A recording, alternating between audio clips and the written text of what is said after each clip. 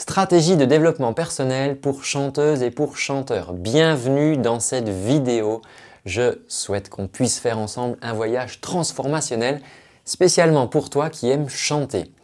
À ceux qui aspirent à vivre pleinement en harmonie avec leurs valeurs profondes, si tu as déjà ressenti, tu sais, ce poids des défis personnels ou professionnels, alors cette vidéo est faite pour toi. Moi je m'appelle Antoine, je suis coach vocal, formateur de coach vocal et je partage toutes les semaines sur cette chaîne YouTube des conseils pour les chanteuses et les chanteurs.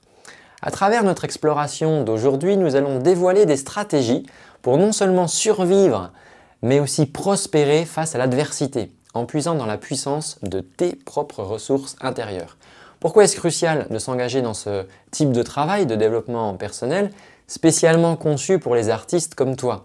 Eh bien parce que dans le monde de la musique, où l'expression de soi est au cœur de notre art, eh bien vivre en désaccord avec ces valeurs peut non seulement diminuer notre créativité, mais également affecter notre bien-être mental et émotionnel. Et ça, c'est vraiment d'autant plus important quand on est chanteuse, chanteur, quand on est artiste.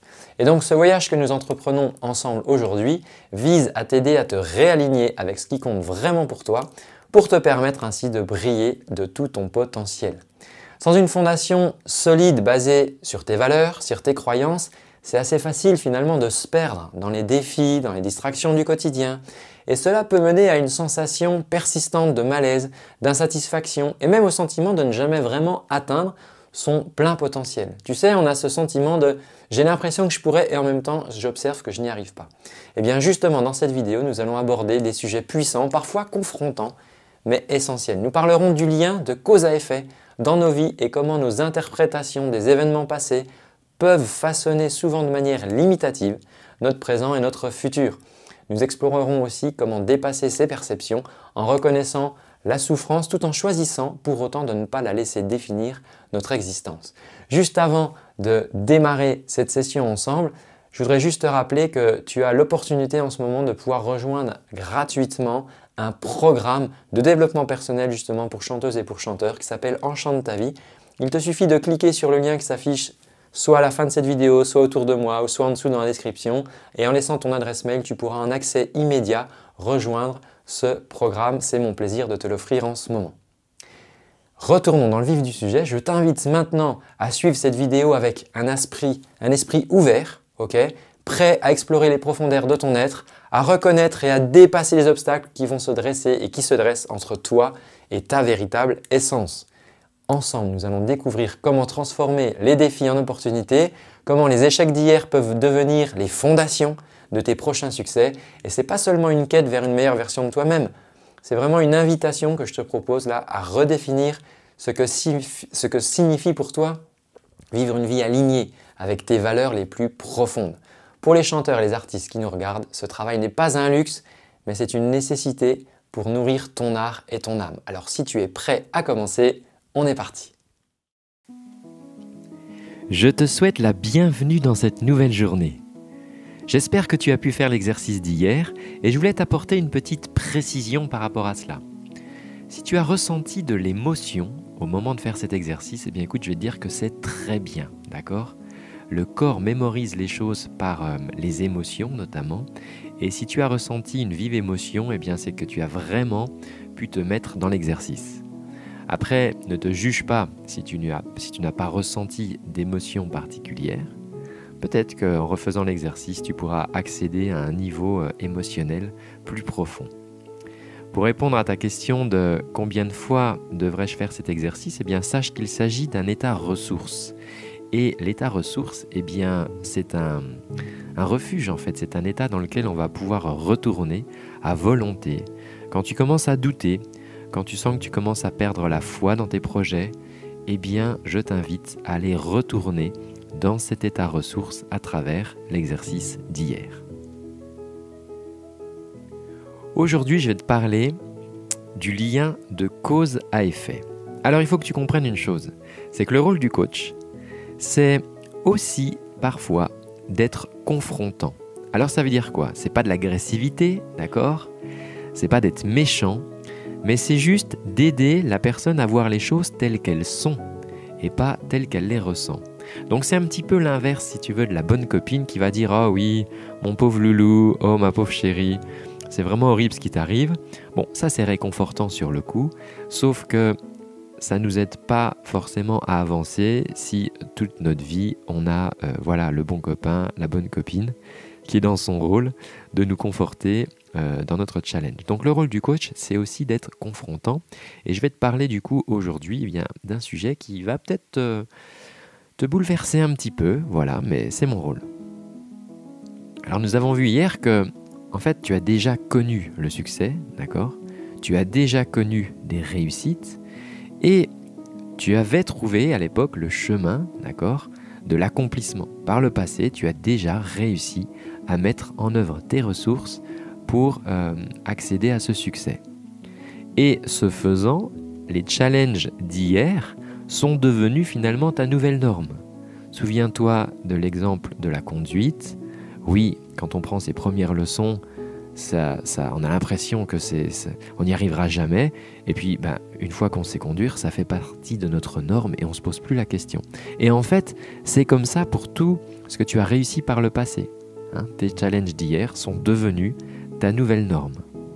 Voilà l'intérêt de dépasser à chaque fois de nouveaux challenges parce que ça élève la qualité de notre vie, parce que ça élève la nouvelle norme dans laquelle on évolue. Et voir tes problèmes, tes difficultés et tes challenges comme justement des nouveaux défis à relever, eh bien ça va changer toute la donne. Ça va changer toute la donne dans l'énergie, plutôt que d'avoir l'impression de subir les choses. Le fait d'en faire un défi pour demain, eh bien ça va t'aider à relever les manches et te dire « Ok, comment je peux relever ce défi ?» Alors malgré cela, il pourra encore t'arriver, bien sûr, et ça fait partie de la vie. C'est peut-être ton cas d'ailleurs en ce moment, de te retrouver victime quelque part de ce fameux lien de cause à effet que je vais t'expliquer maintenant. Le lien de cause à effet, ça consiste à justifier un état émotionnel dans lequel on se trouve, ou une situation actuelle, à la justifier par une situation passée. Alors parce que c'est rassurant quelque part de se créer cette explication logique à un mal-être ou à une difficulté qu'on vit en disant oui mais c'est à cause de ça. Sauf que je te dis se créer parce qu'en vérité rien de tout cela n'est vraiment réel. Et je vais te donner des exemples. Alors sans aller dans le détail des théories d'Einstein sur la physique quantique et la notion d'univers parallèle, je te laisserai creuser si tu veux, moi j'adore ces sujets-là. Mais imagine qu'une personne te dise, voilà, quand j'étais jeune, j'ai vécu le suicide d'un membre de ma famille. Plus tard, j'ai été agressé. Et puis je me suis retrouvé à un moment de ma vie à devoir accompagner le départ brutal d'un proche qui était en fin de vie. Et donc à cause de cela, je peux te dire que voilà, ma vie elle n'est pas géniale, ma vie elle est dure. Quelqu'un qui entend ça ou qui lit ça se dit, ouais c'est vrai que cette personne, elle a quand même été confrontée à des challenges, donc ouais c'est assez logique que ça soit galère dans sa vie. Sauf qu'en fait, pas forcément. Les sujets dont je te parle, ce sont clairement des sujets auxquels j'ai été moi-même confronté. Mais j'ai décidé que mon bonheur actuel ne dépendrait pas de ces événements.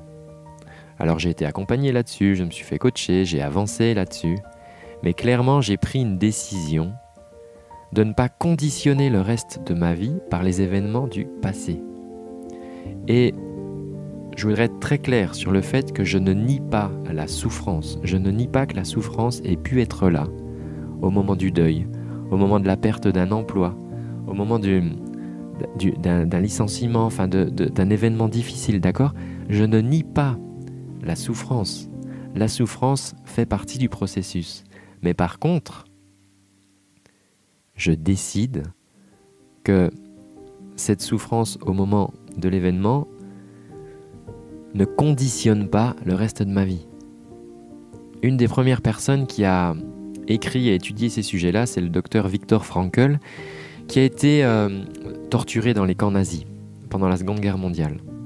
Il a subi les pires atrocités qu'on puisse faire subir à un corps. Et il a découvert que même si les personnes qui le torturaient prenait un contrôle quelque part sur son corps, en réalité, il ne pouvait pas prendre le contrôle sur son esprit. Et il a découvert que certaines personnes avaient vécu toute leur vie avec les traces des souffrances qu'elles avaient pu vivre dans les camps de concentration, et d'autres personnes, à l'inverse, avaient décidé de laisser quelque part ces souffrances là-bas et de reprendre le cours de leur vie. Et il a dédié sa vie en fait à l'étude de tout cela. Et ça a été vraiment, quand j'ai compris cette chose-là, ça a été vraiment un point de changement dans ma vie. Et je voudrais vraiment apporter de la nuance en te confirmant que la souffrance est réelle. Si tu ressens une souffrance, elle est réelle. Mais par contre, tu n'es pas obligé d'emporter cette souffrance avec toi comme un fardeau toute ta vie. D'accord ? Tu as le droit de souffrir, mais tu n'es pas obligé de garder ça toute ta vie. Et ceux qui font ça très bien, ce sont les enfants. Tu sais, les enfants où on dit « gens qui rient, gens qui pleurent ». C'est-à-dire que les enfants sont capables de pleurer, de vraiment... et tu vois que les enfants ne trichent pas, ils pleurent toutes les larmes de leur corps, ils ont une douleur, ils ont une souffrance. Mais quelques minutes plus tard, ils sont capables de chanter, de jouer avec leurs frères, avec leurs sœurs, et de passer à autre chose. C'est-à-dire que leur souffrance est bien réelle au moment où ils la vivent, mais ils ne la gardent pas. Et ce qui va faire qu'on va la garder, ce sont des règles, des normes. Je te donne un exemple sur le deuil. Il y a des pays, par exemple, où le deuil, officiellement, porter le deuil, c'est 1 an. Et puis, dans d'autres communautés, porter le deuil, c'est une vie. Mais ça, c'est des conventions sociales, en fait. Donc, tu as toute liberté, en fait, de décider ce que tu veux faire de ta vie, sans la conditionner aux événements, aux challenges que tu as pu rencontrer. Et je voudrais te donner quelques exemples de personnes que j'ai pu accompagner. Alors, des personnes qui sont venues à moi la plupart du temps par la voix, par le chant, ou par l'entrepreneuriat, des personnes que j'avais pu accompagner sur leur voie en tant qu'entrepreneur.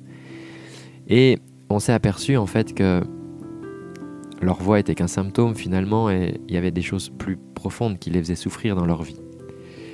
Et je vais te donner quelques exemples de ce que j'ai pu les aider à dépasser.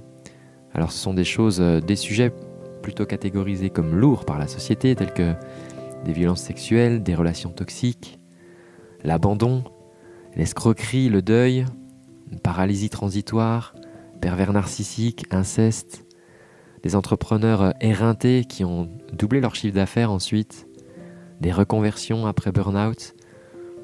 Et en fait, le point commun de toutes ces personnes, mis à part le fait que j'ai eu la chance de pouvoir les accompagner, ça a été juste d'un moment ouvrir la possibilité qu'il était possible de vivre autrement, que c'était possible de ne pas rester sur cette souffrance qu'elles ont pu ressentir jusqu'à présent et d'ouvrir la case de « ouais, je pourrais faire ma vie autre chose, je pourrais la vivre autrement ». Et au-delà de ces sujets qui sont, comme je te le disais, plutôt classés comme lourds par la société, il y a bien d'autres tracas du quotidien qui peuvent être tout autant de petits cailloux dans la chaussure et que le coaching permet de dissiper. Alors maintenant que tu as compris, j'espère, cette histoire de lien de cause à effet, je vais te donner mes consignes pour toi aujourd'hui. Si tu prends un sujet qui te pèse aujourd'hui, quel est le lien de cause à effet que tu fais ? D'accord ? Quel est le lien de cause à effet que tu fais entre une difficulté que tu vis aujourd'hui et peut-être un événement du passé ? Oui, mais moi, j'ai pas pu avancer dans ma carrière professionnelle parce que j'ai 3 enfants. Ok, je connais des gens qui ont 5 enfants et qui ont avancé dans leur carrière professionnelle. Et ça, c'est relié aux valeurs. Donc, quel est le lien de cause à effet que tu fais entre une difficulté que tu vis aujourd'hui, un challenge, alors ça n'a pas forcément besoin d'être un énorme sujet, et ta situation actuelle. Parce que pour te libérer, d'accord, il va falloir pouvoir dénouer ce lien. Et la deuxième chose, c'est quand tu regardes ce que tu veux faire en 2023, ton projet pour 2023, le défi que tu veux relever pour 2023, quel est le lien de cause à effet que tu fais avec les difficultés d'atteindre cet objectif ? Par exemple, si tu te dis « Ah oui, mais moi je voudrais faire tel projet, oui, mais j'ai pas fait les études pour », Ok, ça c'est un lien de cause à effet, d'accord? Ah oui, mais moi je voudrais lancer tel projet, mais j'ai pas l'argent. Ok, ça c'est un lien de cause à effet.